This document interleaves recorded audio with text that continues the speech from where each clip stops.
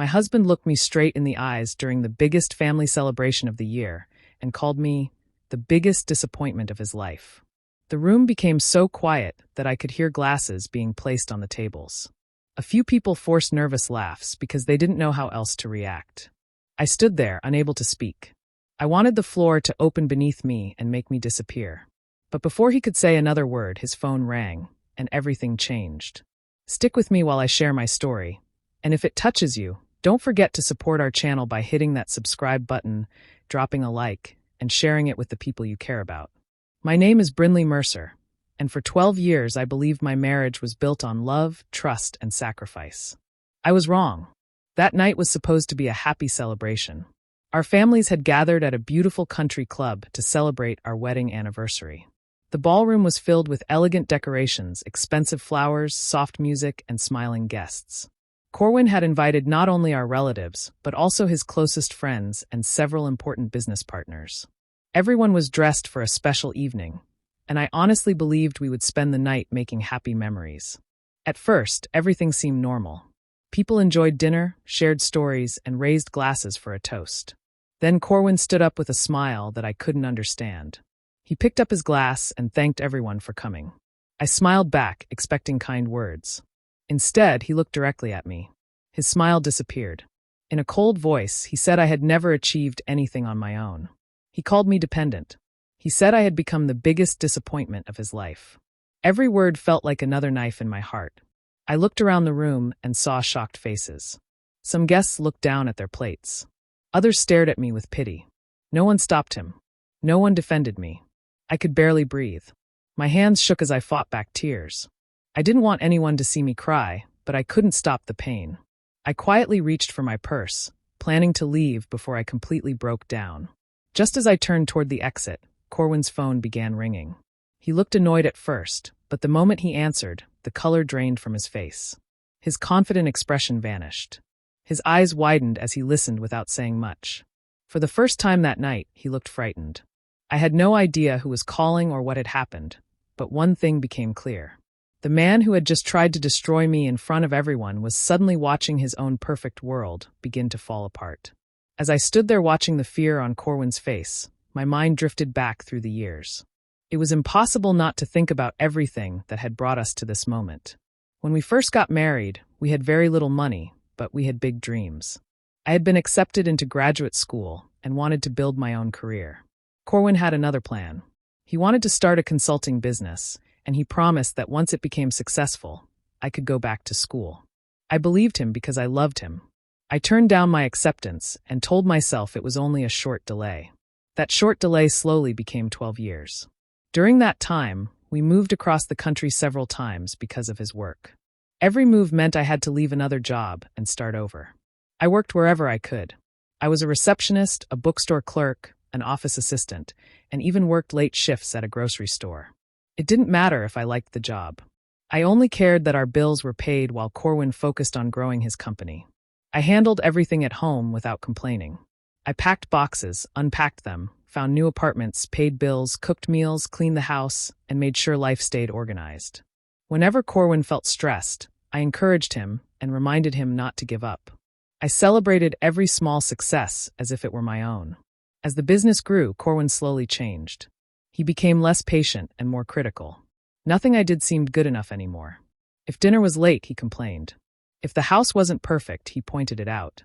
If I talked about returning to school, he would say it wasn't the right time. He always had another reason for me to wait. At family gatherings, everyone admired him.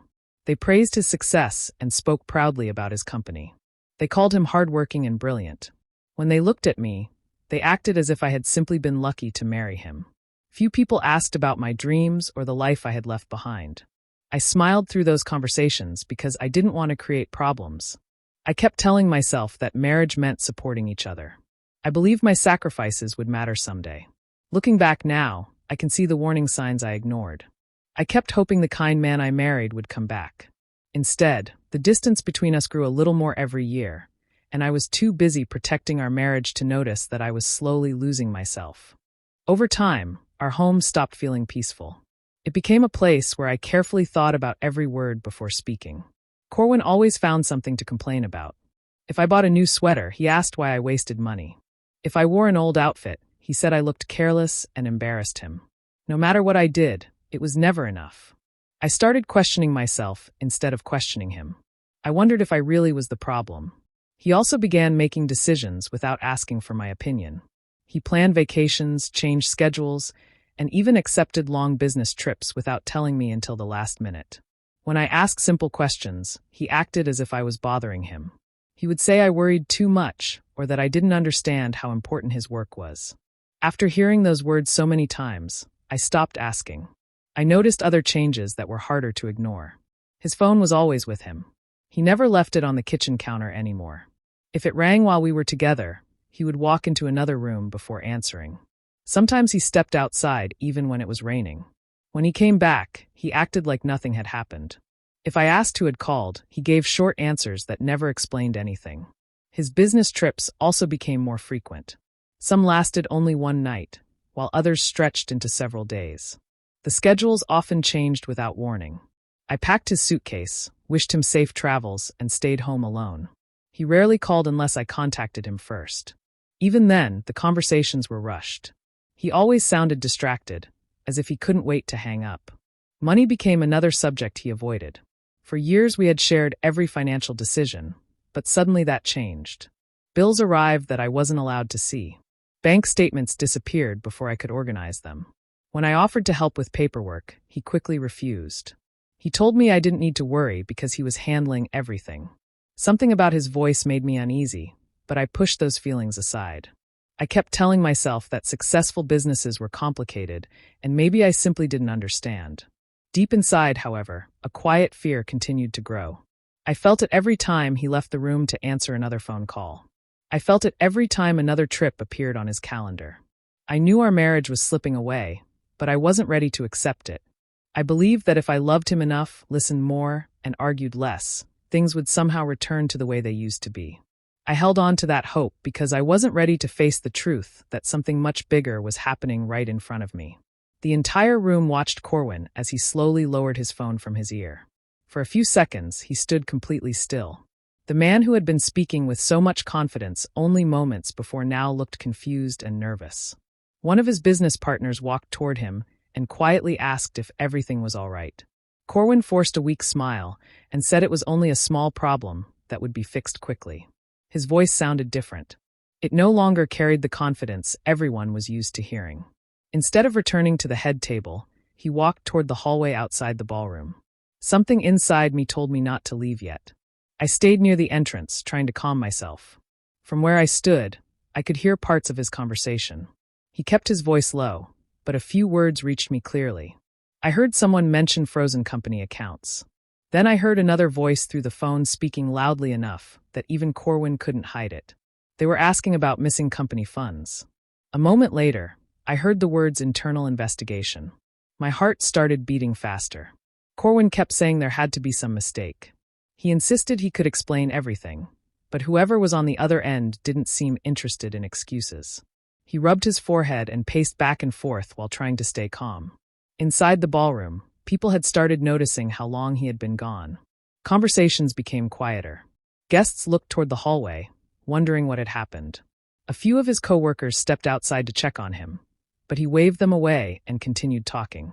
Even from a distance, everyone could see that something was very wrong. After several long minutes, Corwin walked back into the room. His face was pale, and he avoided making eye contact with anyone.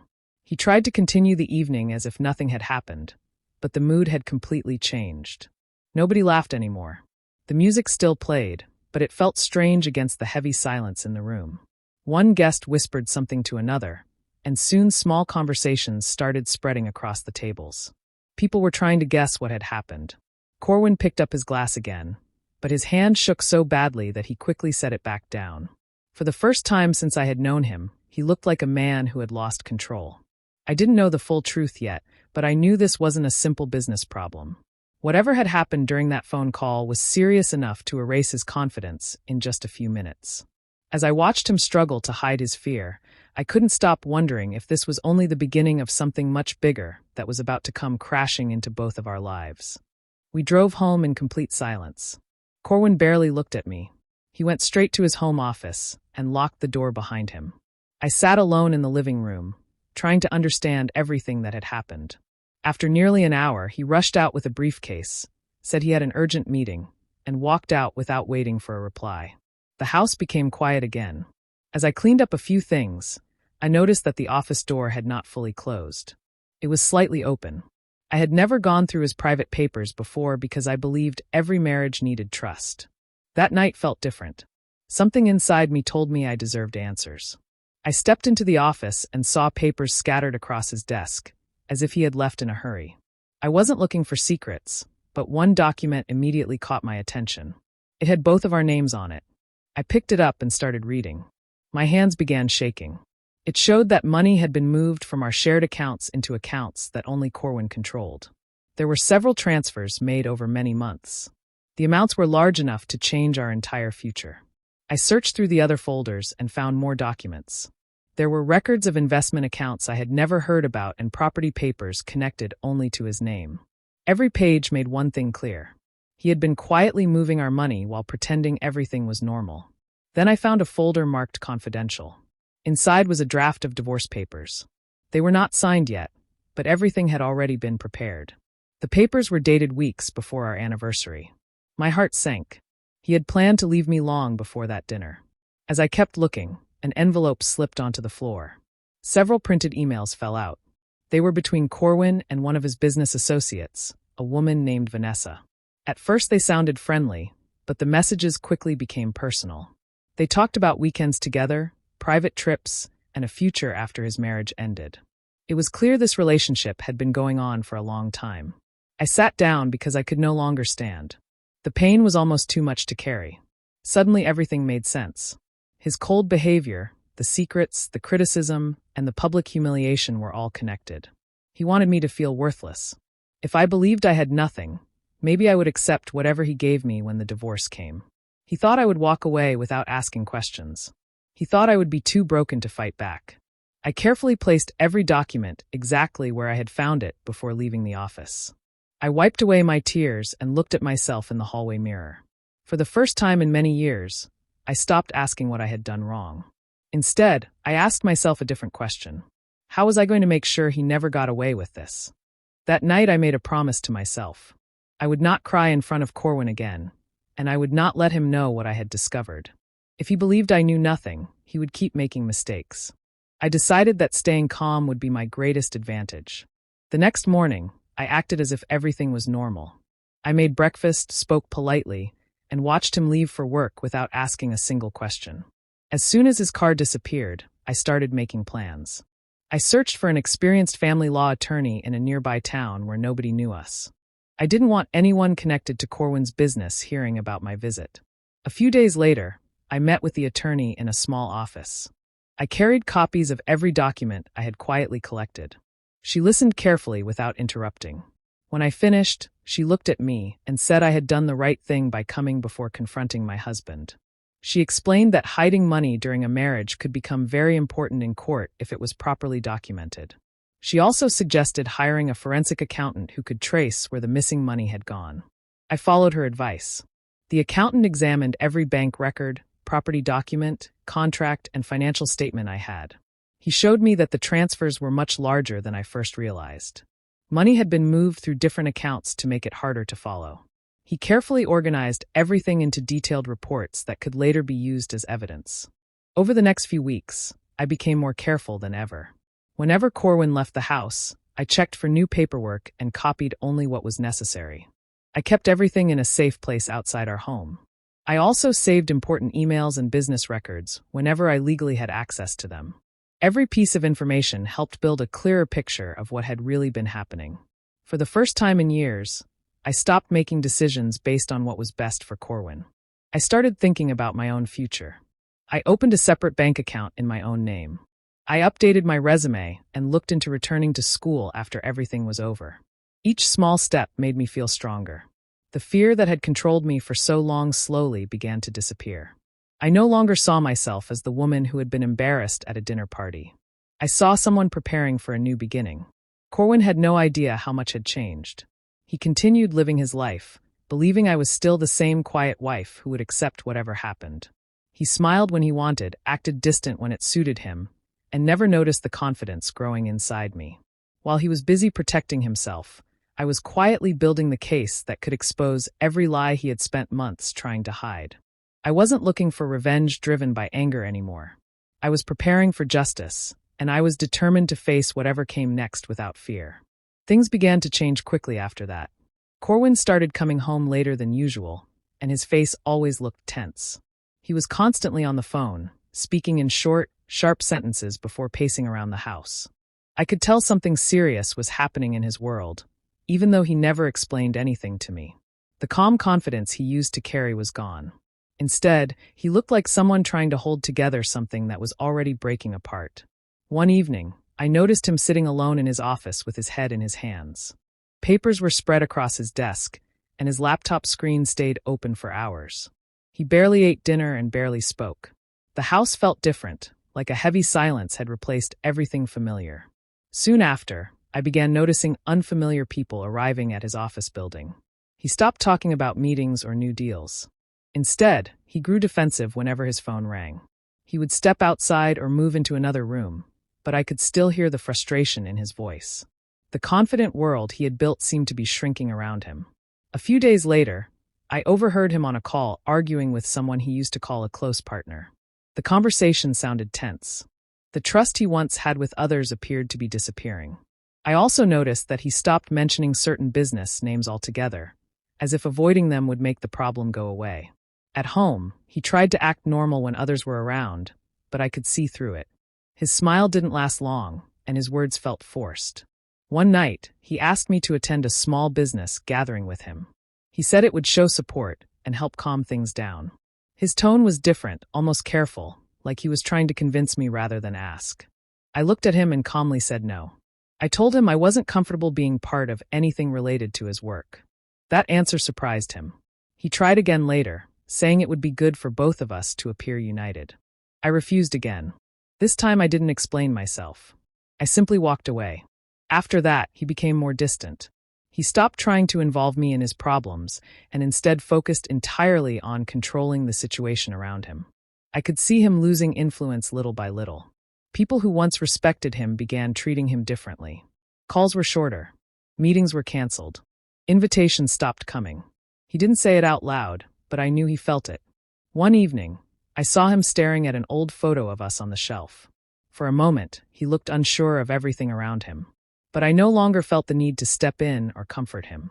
I stayed quiet and watched as the life he carefully built started slipping away from his control, piece by piece. The courtroom felt cold and serious the first time I walked in. I kept my face calm even though my heart was racing. Corwin sat on the other side with his lawyer, acting confident at first, like he still believed he could control everything. But that didn't last long.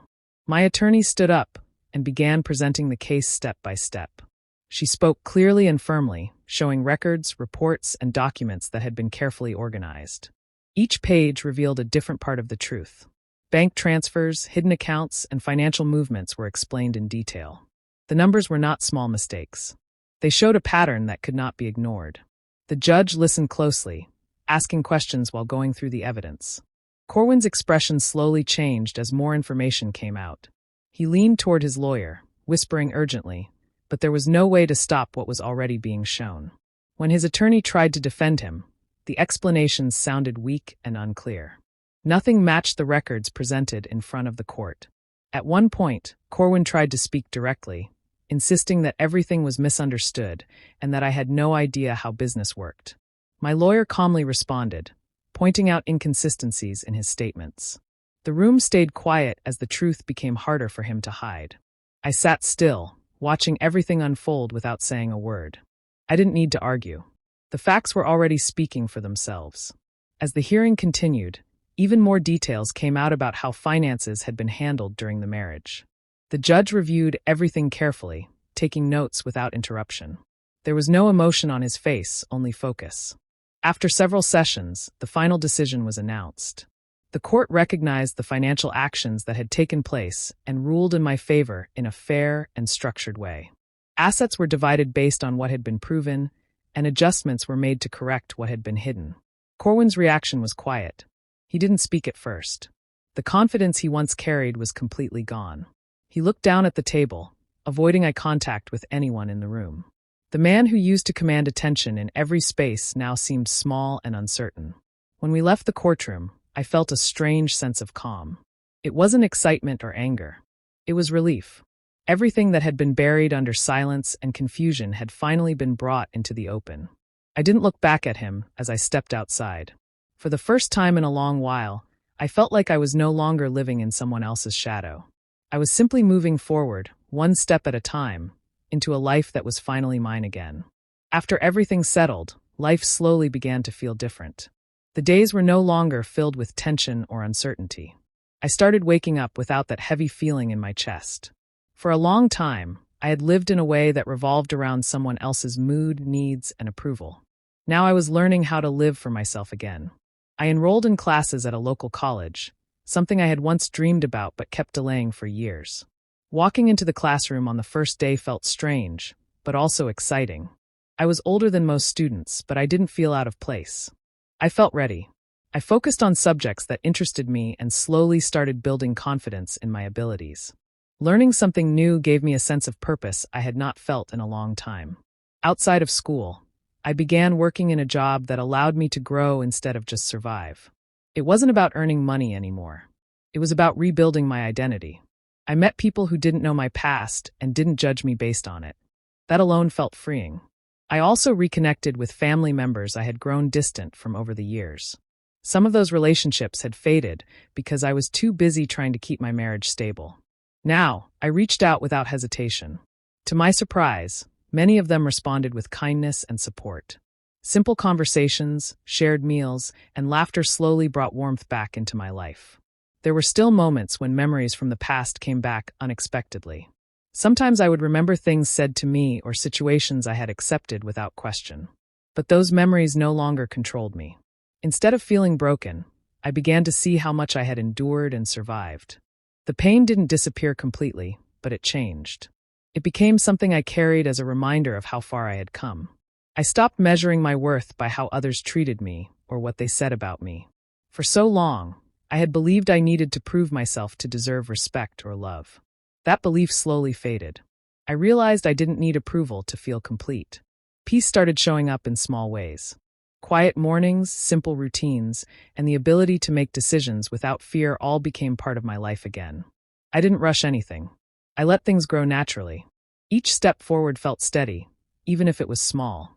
For the first time in years, I felt like I was not just surviving each day, but actually living it. The future no longer felt like something I was afraid of. It felt open, and for the first time, it felt like it truly belonged to me. Years passed faster than I expected. Life had a way of moving forward even when memories stayed behind. One afternoon, I was walking through a quiet part of the city when I saw someone familiar standing outside a small cafe. It took me a moment to recognize him. Corwin looked different now. The sharp confidence he once carried was gone. His clothes were simple, his posture low, and his expression tired. For a few seconds, he didn't notice me. When our eyes finally met, there was a pause that felt heavy with everything unsaid. He seemed unsure at first, like he wasn't certain if he should speak. Then he slowly walked closer. His voice was quieter than I remembered when he finally said my name. He looked down and admitted that he had made serious mistakes. He said he had destroyed important parts of his life through pride and poor choices. There was no anger in his tone, only regret. He spoke about how things had fallen apart and how he finally understood the damage he had caused. I listened without interrupting. I didn't feel the need to defend myself or reopen old wounds. Those chapters of my life no longer held power over me. When he finished speaking, there was silence between us. He waited, hoping for a reaction, maybe even forgiveness. I looked at him calmly and told him I accepted what he had said. My words were simple, without emotion or anger. I didn't owe him anything more than that. There was nothing left for me in the past. I wished him well in a neutral way and stepped back. As I turned to leave, I felt no sadness or bitterness. What I felt instead was peace. I realized in that moment that revenge had never been about watching someone lose everything. It had been about reclaiming my own life and building something stronger out of what was broken. He had to live with the consequences of his actions, but I no longer had to carry them. Walking away, I understood something important. True strength does not come from hurting someone who hurt you. It comes from choosing yourself after everything has been taken from you emotionally. It comes from standing again when you were pushed down and deciding that your future will not be shaped by someone else's betrayal. My life was no longer defined by what happened in the past. It was defined by how I chose to move forward, with respect for myself, patience for my healing, and a quiet confidence that no one could take away again.